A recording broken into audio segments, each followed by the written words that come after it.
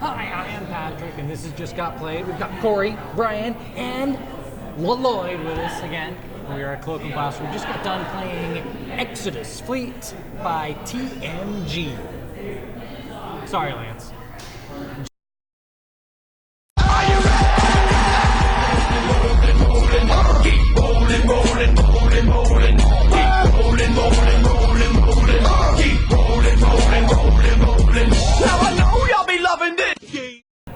Big Dad Brian Fiore. Yes. A little summary of Exodus Fleet. Sure. Exodus Fleet is a 2 to 5 player game in which each of the players, it takes about 60 to 90 minutes, where each of the players are assuming the role of like ship's captains, and there's a blighted planet, and they're all trying to use the fleet to transport a bunch of people from this blighted planet to a new planet somewhere. In which the game takes place over a number of rounds, which scales depending on the number of players, and there's a couple of different rounds in which you're going to be doing the scoring, which is based on a number of things, but basically a set collection mechanic at the end of the game for scoring. And there's also for the number of people that you rescue, which they call tribes during the game. You're going to get points for those at the different points during the time track of the game.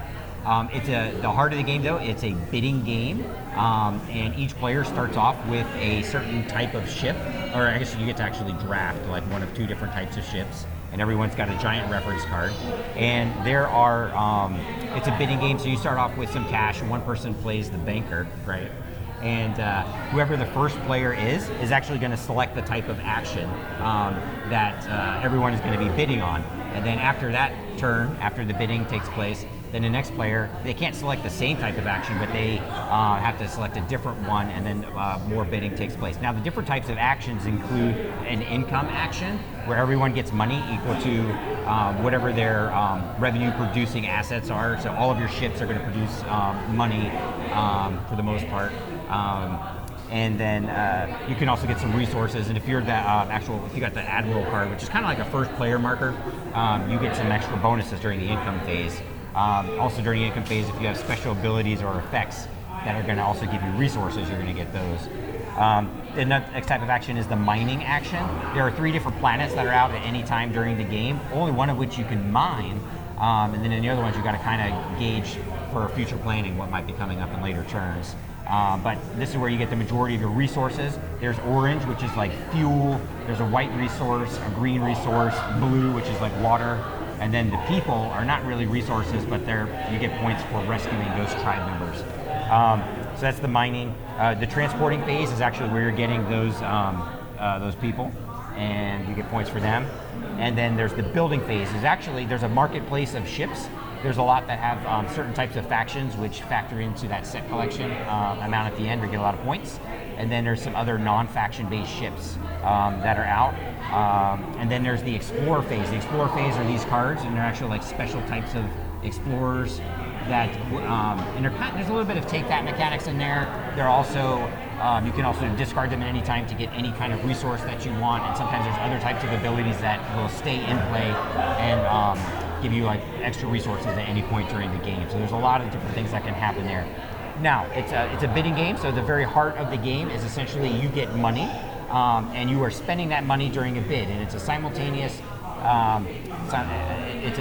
type bid where, I guess it's not really simultaneous, but whoever selects the action, the next player then will say, I have to bid at least 3, and then the other players can either bid higher or lower or whatever, but you can't have a tied bid. So everyone knows what they're going to be placed. The person who selected the action gets to bid last, so they get the benefit of seeing everything. And then whoever wins the highest bid is going to get the most amount of whatever it happens in that action. And then you can also pass instead of bidding, in which case you just get some more money and a resource. A little default action there. But that's essentially it. Patrick, what would you say is your favorite thing about Exodus Fleet?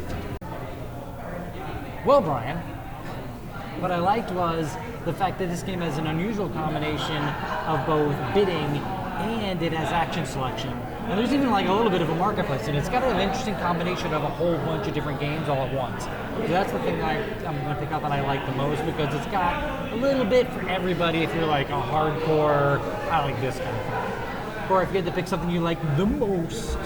The most. The most. I like the bidding mechanism in the game because you get to choose where you're going to go. Everyone bids on it, and then it comes back around to you, and then you get to bid based upon for what everyone else bid. And then if you didn't want to, you can just back out. But it's much better for me because I've never been a fan of the pick an amount, everybody reveal. I'm usually screwed over in those situations, but this one you have a little bit more control. So I absolutely love that You're not a bidding. huge fan of the blind bidding? No, none at There all. is an option for that in this game, though. Is there? Oh, there is an So option. we could have an option for something that you hated. We'll remember that for later. Big bad Brian Fiore, if it's pick one thing you liked. So the thing that I liked, to piggyback on what you were saying about bidding, but the thing I like best about the bidding part is that there are the different tiers in the bidding. So even if you lose the bid and you're, like first player, you're just going to get like the most amount of the resources or the most amount of the tribe members that you're going to transport. But if you get the second highest bid for that action that's been selected, you're still going to get something. So everybody gets something. Nobody loses. Nobody has a dead turn. Like you see in a lot of bidding games where, if you lost the bid, you're just out the money, or maybe you just get your money back. So that's my favorite thing. Lloyd, what would you say is your favorite thing about Exodus Fleet? This, at its heart, is a point salad. You're getting points from doing a bunch of different things, and the variability of the cards and the sets that are going to come out. You may never get the same point salad-y way of scoring points. So you get points for people, you get points for ship collection, you get points for resources at the end of the game. So the fact that this lineup changes constantly is constantly shifting how you are going to score points, and from game to game that's going to change. It's pretty cool. And if you had to pick one thing you liked the least, Corey? Oh, Surprise! Like how everybody looked at me Caught first. off guard. Okay, for me, it's just about, it's roughly around 90 minutes. Well, that's a bit long for me, but that's usually just also because it's harder to play those type of games at home. But I still enjoyed it. Ryan. For me, the thing that I like least about Exodus Fleet, I think this is going to compete with my time to play Terraforming Mars. Because I start thinking about which one do I want to play. Brian loves and him some Terraforming Mars. This kind of competes with the same kind of time frame, the same kind of pushing the cubes around, building that engine. This has a little bit different with the bidding mechanic and stuff, but it still feels to me like it's kind of like Terraforming Mars in a sense. So it's going to compete with that. I would and I don't like 100% having to make a hard decision. Do I play Terraforming Mars or do I play Exodus Fleet? So, Lloyd, what would you say is the thing that you like least then? So, to preface this is not my typical style of game, but piggybacking on Terraforming Mars, it does have similar feel to that, except I think you have less control in this game based on those Explorer cards. You're not drafting them, and just because you get to draw more cards doesn't necessarily mean you're going to draw good cards. And some of the cards in there are as generic as get a couple resources versus do some awesome action, or it stays out for the whole game and gives you a benefit. So it's very swingy, and I think if you're engine building and making a strategy, having that much swing from card to card randomness, it messes up. If I'm going to play a strategy game, I want straight strategy and very little randomness that's that swingy. I'm going to 100% agree with that. And yours too. This does feel like a lot to me like Terraforming Mars. And also the thing you're very, very correct about is it's got all these Euro kind of themes built into it, but this deck has a couple little take that things in it. And there are some really wild things when you draw the card, you're like, oh, this is great. And there are some that aren't as great for the Explorer cards. So I would say you're right. If I had to pick one thing I like the least, it is also the Explorer cards. But they do mix things up. I mean, they definitely will increase its replayability, like this thing that you liked, and it definitely sets itself apart with that, like it does from Terraforming Mars. The bidding, and it's also a faster game than Terraforming Mars as well. Right, but even at 90 minutes, this isn't everybody's piece of cake. Even at 90 minutes, especially when you add the fact that it isn't just a little bit swingy, that might be something that other people dislike as well. But I think we covered some art. There's a whole bunch of mechanisms that really, really mesh well together. There's a bunch of really great things about the game.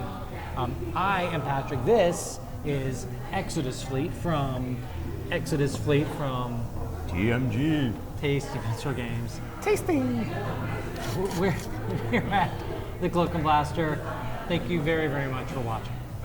And with that, we're gonna make our exodus. Bye, everybody. Why is the planet blighted now that we're I assume exodusing? that's something to do with Brian. Yes. Okay. Radioactive gas. It's gas, all right, but not. How do you know it's not radioactive? Brian gets